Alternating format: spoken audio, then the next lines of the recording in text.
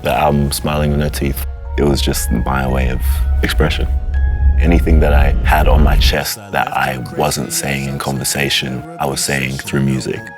I started it purely for catharsis. You made a bet today, said I can't leave my bed today. You tapped me on my chest today, wanna rear your head on a bed today. Black dog. I guess I've been writing since I was a kid. I went from writing stories to writing poetry, and then it transitioned to rap and hip hop because that's like the closest musical link to poetry. I had no intention of people liking my music. I didn't care if people liked my music, I was just doing it for me. The title of the album is Smiling with No Teeth, which essentially means pretending things are okay when they're not. That theme comes in sonically because so much of the album is upbeat, energetic, funky, sexy, soulful. When you actually dig down, when you actually get to the lyrical content of it, you see that that is like essentially a facade.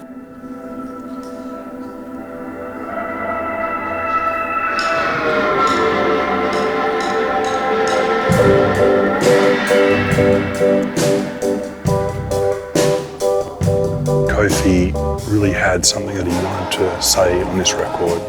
It was really up to us to come up with an idea that was something that was very customized towards him and captured what he was trying to say as an artist, you know? And so the musicians were kind of like a big music machine that was just knocking out loops and jams for him to sing over.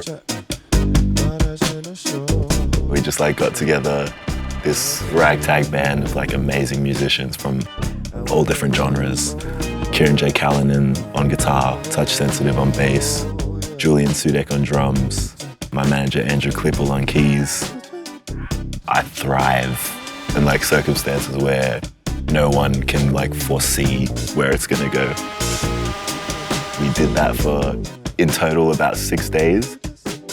And we became great friends off of that. You went through a bonding experience, I'd say. No fear, no pain, ain't a swimmer in the ocean isn't bothered by rain. Ain't no fear, no pain, ain't no fear, no pain, ain't a swimmer. Centerfold was the first song that we actually played together. It was literally, we sat down and started playing that straight up. And a lot of the things that he sang are the things that are actually straight on the record, and a lot of the jams are actually exactly how they've ended up on the record too. We took it into a studio and Kofi sang in something that was kind of on point message-wise, and then we built that harmony right up. It was kind of cool, but then we flipped it. And so he actually sang that over the song in reverse, and the chorus sounded really cool, and that's what's on the record.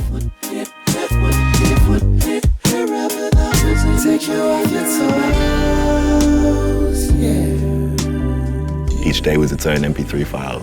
So I was sitting through these like 6, 10-hour MP3s, picking out the parts that I liked. I thought it would be a fresh approach to create characters. These characters, known as the two black dogs, one represents depression and the other represents the effects of racism.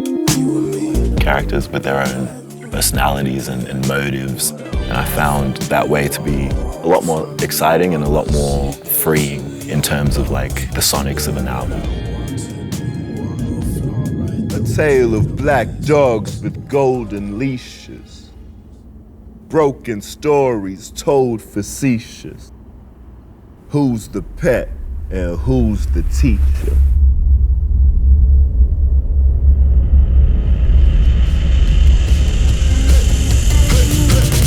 All my friends are hurting, but we dance it off, laugh it off. Scars inside our shoes, but we just laugh it off, laugh it off. Watch me go in rainbow as I fade into the black and see I switch myself to plastic, don't know how to change it back. I'd say the music creation process is very selfish, it's very centered on me. But when it translates to the live show into a way that people can understand and can resonate with, then we can really connect beyond any boundaries.